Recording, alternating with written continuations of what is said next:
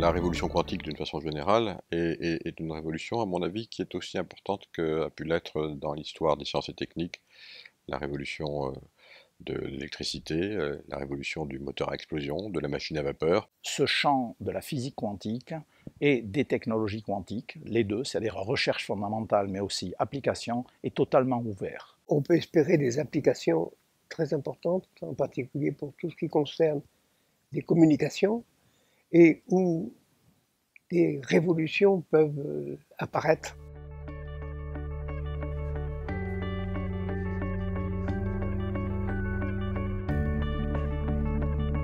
A lot of companies are starting to realize that quantum physics has a lot of potential for technology and applications, and so it's a very interesting field to be at the moment because suddenly a lot of applications are going to be possible in the near future.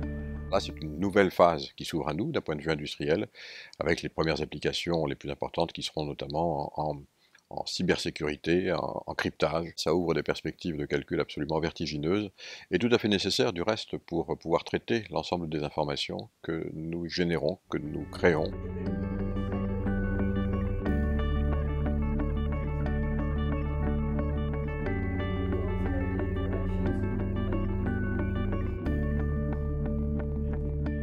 Ce sont évidemment les Einstein, c'est les Schrödinger, c'est les De Broglie, c'est les Pauli qui ont inventé les fondements même de la physique quantique. C'était des jeunes Européens qui avaient tous moins de 30 ans et qui ont conçu quelque chose qui était complètement inconcevable à l'époque et qui fonctionne et qui marche.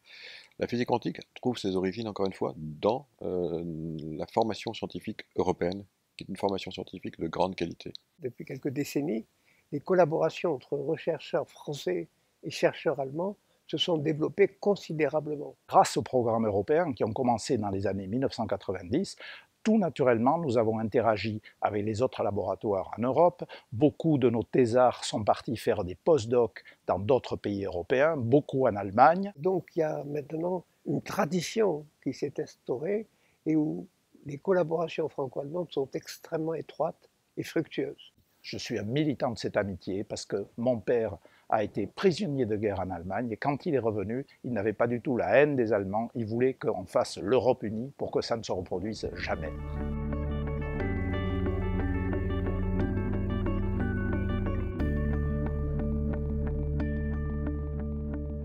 L'Europe, à travers le Quantum Manifesto, a décidé d'investir 1,3 milliard d'euros sur les applications quantiques, ce qui est très bien, et ça va nous permettre d'accélérer la recherche et le développement, et les coopérations évidemment. En matière de physique quantique, l'Europe